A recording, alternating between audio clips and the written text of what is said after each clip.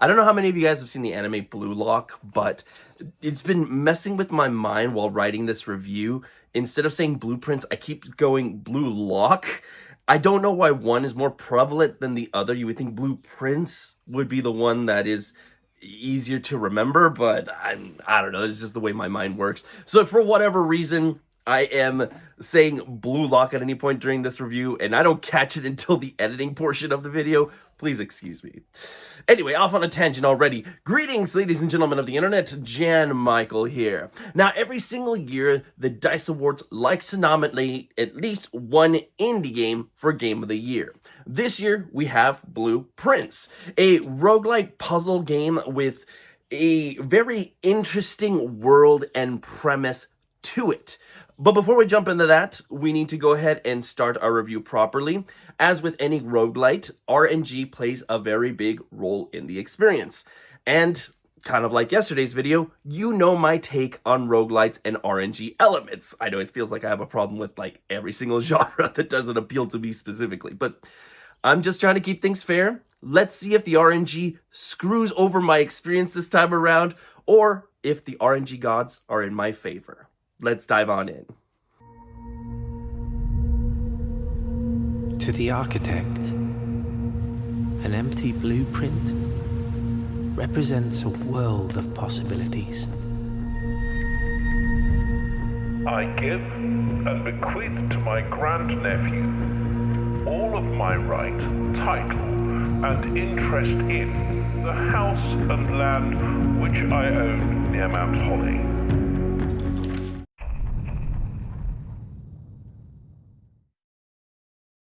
Our premise here is simple in the story sense, but complex in its design.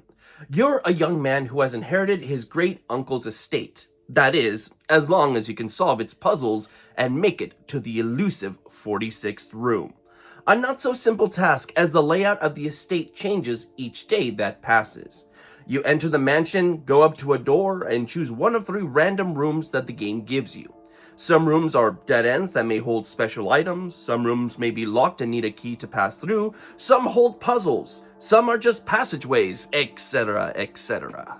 It is up to you to pick the right combination of rooms to make it to the other side of the mansion in order to get to that elusive room. But of course, it's not as easy as it sounds. As I mentioned, RNG plays a big factor in this. Sometimes you have a really good run, and then the options presented to you are all essential dead ends. Or you may get close only to find out the room is locked and you don't have the key for it. It's randomized, so there are times where your run can end very prematurely. Sometimes you get all the way to the end only to be stopped at the last crucial moment. That's most likely going to happen quite a bit. And on top of this, you have a stamina meter in the form of steps. You're only allowed to take a certain amount of steps per room, if you will. So you'll have, let's say, a count of 50. You'll enter a room, that takes a step away. But certain rooms have the ability to take multiple steps away from you, and certain rooms will actually regenerate your steps. So there's a lot of facets that go into it, not just picking the right room to get through. There's hidden items, there's the keys, as I mentioned, there's additional things that you can pick up in order to make your run ever so slightly easier, or hopefully something that'll come in the future that you can plan for. But again, it's all randomized, so sometimes you won't get any of that stuff and you'll have to end it prematurely. And if your stamina meter ends to 0, you're automatically booted out of the mansion and you have to start the day all over again. So a lot to keep in mind as you go through it. And this is just scratching the surface, mind you. There are so many hidden things within the game that can change how you approach each day. There are permanent upgrades, alternate routes, and secrets galore. Boy, are there many secrets. That's not even mentioning the story aspects where you can learn more about yourself and your family members that used to live here. Bottom line is, if you want a deep experience, you can find it here. And if you just want a simple puzzle game, you can approach it in that manner as well. I don't think there is a wrong choice in how you come into the game, as long as you're having fun, of course.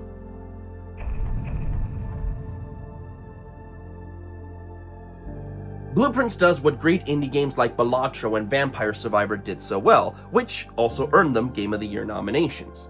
It takes its basic premise and turns it into something more. It doesn't ever change its core mechanic, it evolves it in a way to keep it interesting for a majority of its length. Though, if I am being honest, I did start to feel the repetitive nature of its gameplay loop towards the end.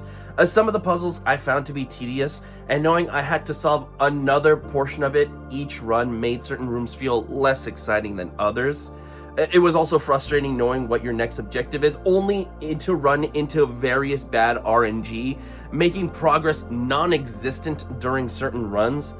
Puzzles also vary wildly from overly simple to what the hell am I supposed to do here? Luckily, you don't need to solve everything to make it to the end. But for those who want the challenge, it's there for you. On multiple occasions, when I was having a really great run, I would run into random bad RNG that would prematurely end my run, including one in particular, which I swear I'm not making up. I had absolutely everything I needed. The last door was open, all I had to do was walk through it, and I ran out of stamina right in the last room. Yes, that white room with the pedestal in the center.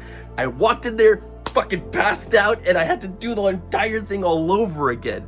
And that turned a 23-day run into, I believe, a 36-day run, 37. Like, it increased the number of days which it keeps track of to something ridiculous, where I was like so frustrated I actually had to stop playing. It takes quite a bit to frustrate me so much that I had to just back away from a game, but man, did Blueprints do that to me. Okay, finding my inner peace here. Because all that being said, the game does have quite a bit of mysteries to encounter and solve, so even when I did hit that very frustrating end to my objective, I actually pivoted and started trying to do other things that I knew were part of the experience that I was curious about what they would lead to. And there are permanent upgrades that you can get, such as more stamina, which, yeah, you're gonna need. There is money that you can collect at the beginning of each run, and you can get permanent upgrades where you get more money every single time you start. And all of this, at least as you unlock it, alleviates some of the frustration. So when you feel something is impossible, you can, again, pivot over to a completely different puzzle, get a completely different challenge, something that just caught your attention, and more likely it's going to lead to something amazing, incredible. Maybe it'll lead to a completely different mystery. So again, just because your goal is within sight and you're just running into bad luck with that RNG, there are other things you can do, and more often than not, it's gonna lead to some very, very fascinating alternatives.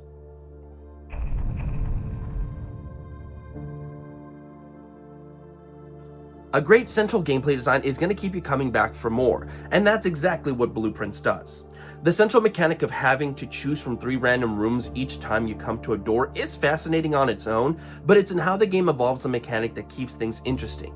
There will be times that you will have the ability to manifest a room that you want if you know what you're doing. There are hindrances, like one of your choices being obscured when you're choosing the next room, that makes picking that location a gamble. There are various tools that you can discover that can assist you on your journey as well, such as a shovel that lets you dig up soil to find keys, gems, and other items. And you can even combine these items together for various effects.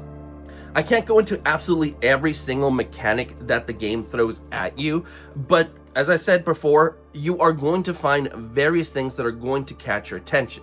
Is every single one of them going to lead to something pure out amazing that's going to blow your mind? No, there are times that the unlocked thing that came about my alternate run didn't lead to something as great as I hoped it would be. There are also those puzzle elements that I was just kind of annoyed with, where I knew every single time I had to visit that certain room, I would have to solve another variation of that puzzle. Like, not everything is a winner here, but there is plenty that is. And I really, really like that central mechanic. If there's something that kept me wanting to just get that one more run in. It was just to see what new discoveries I could find, what new rooms were available. There are certain rooms that you're going to encounter more than others. There are secret rooms that you only wish you would get in your randomized draftings of the houses, of the rooms. So yeah, there's a lot of things there that is going to keep your attention. And even when you think you found everything, chances are something's going to pop up that's going to surprise you. Even up until the last minute, I was still finding random things that I was like, oh, I kind of want to go off on this path to see what that leads to.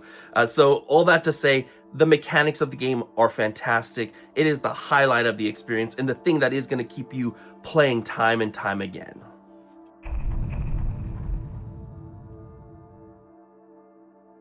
One of the more appealing aspects of Blueprints is in its setting and the mystery surrounding it.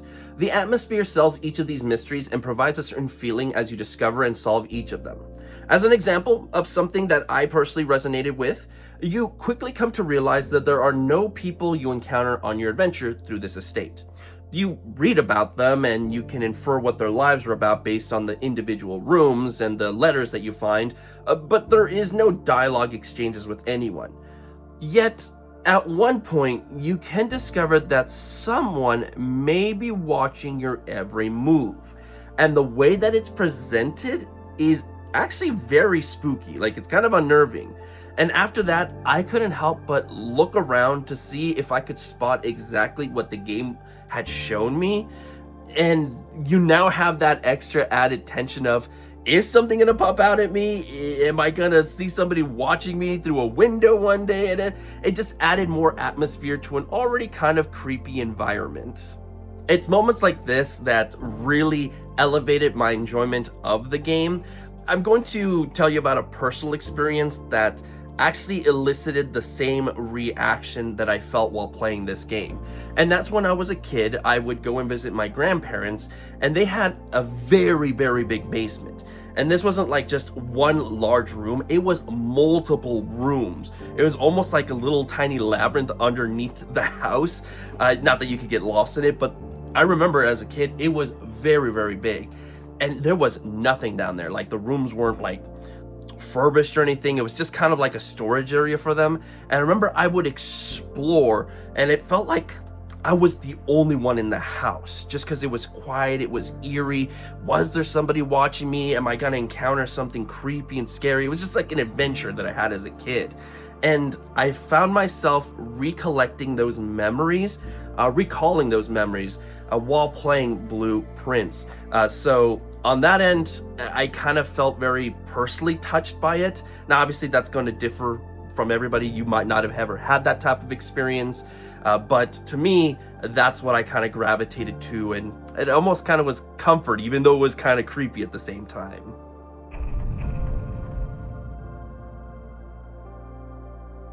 So does Blueprints have a chance at the coveted Game of the Year trophy? Unfortunately not. I think you all know the reason why, but look, just getting that out of the equation, this is still a very fascinating game that I highly recommend you try.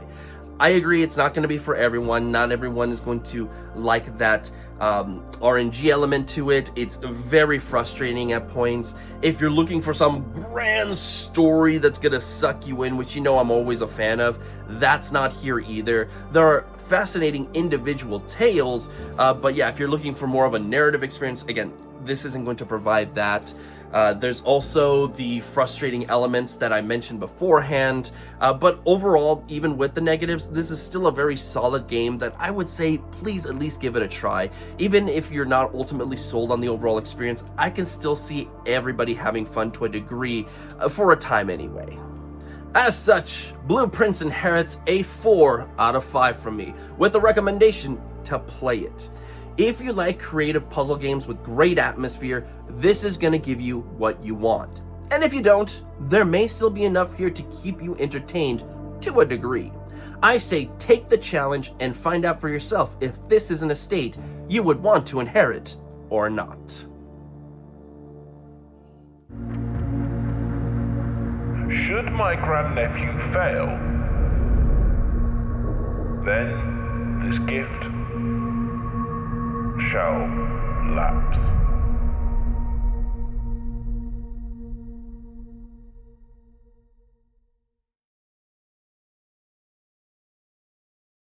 And ladies and gentlemen of the internet, that is all from me for today. That's now 2 games down with 3 more to go. Tomorrow being the biggest one for sure. So please come back then. You're not going to want to miss that one. Until then, everybody, like always, stay safe out there and have a good one.